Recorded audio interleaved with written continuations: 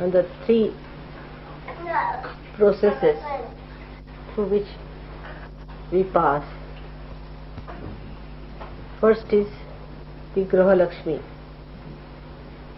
Actually, this is celebrated mostly on the 13th day of the moon, where they say that the housewife has to be given some present.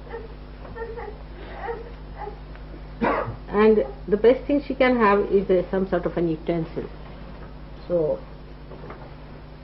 people give her some utensils. Actually, it's a very, I think, a mutual thing, because if you give an utensil, she's supposed to cook for you. It's a very sweet way of suggesting that you cook something for us. Then the 14th day is very important, because that is the day the goddess, as a power, because it was Kartikeya who killed Narakasura, the devil. And he was one of the worst of all. He could not be killed. So Shiva and Parvati were married for the special purpose to produce this powerful Shakti Putra, who is the son of the Shakti, known as Kartikeya.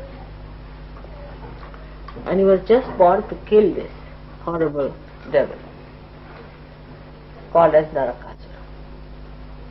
And he killed. That is the day, 14th day. It's something like Halloween that day, because that is the day they open the gates of hell and put all the devils into hell. And that's why that day one has to rest in the morning time as long as possible, so that let all the devils be put in nicely, because some of them might be hanging around. See, it's better to allow them to get out. I mean, in the realm that you are, you do not feel much there exists. But if you were in the realm of subconscious area or collective subconscious, you can see even some of the spirits and also can feel their existence. They see the black spots and all that. So that day is very dangerous. But because Narakasura was killed, people celebrate it. That celebration is expressed next year, next day, which that day is the day of Diwali, they say. That is the day they also worship Lakshmi, because they think that that's the day Lakshmi was born on this earth, from the sea, as I told you last time.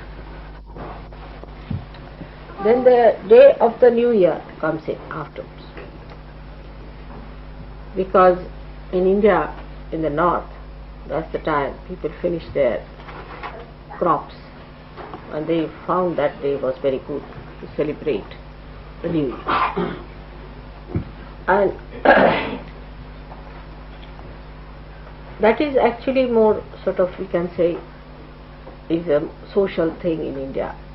We need not use that.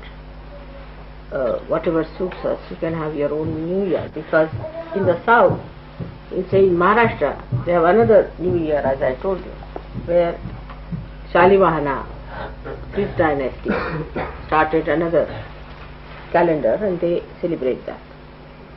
So all these things are, nothing is rigid about anything. One must know, nothing is rigid. Rigidity comes from ignorance. It's all for you, for your joy and happiness. The whole festival system is for your happiness and not for the happiness of the time or date. It's for you. So it should be adjustable according to your needs and understanding, and also according to your national way you live. There should be no addiction to any particular type of culture or particular type of ideas.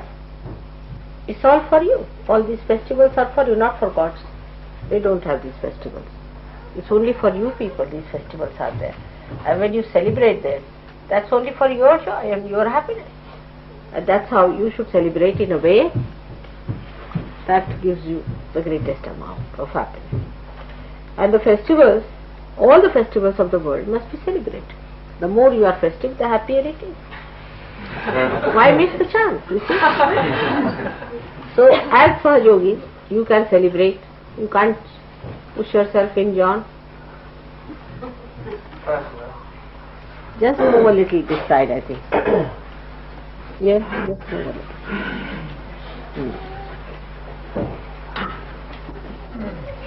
So, as a Sahajogi, you don't belong to any particular caste or community anymore now. You belong to universal caste.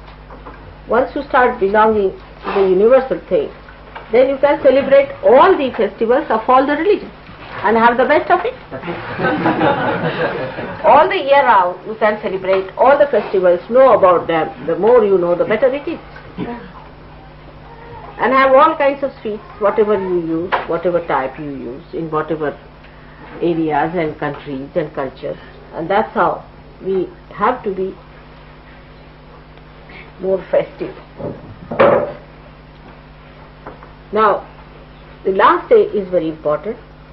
It's a very universal day, I should say, called as Bhaiya Dvij.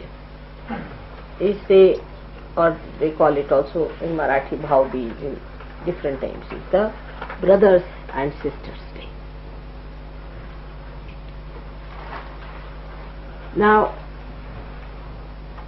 the brothers and sisters relationship has to be very, very strong. And the purity of that relationship is to be maintained. It is not necessary that you should be born as brothers and sisters. Not necessary. But you are born, because if you are realized souls, you are born as brothers and sisters. So that purity must be maintained in the society of Sahaja. Very important. That we should try to develop this situation that brothers and sisters are something very pure.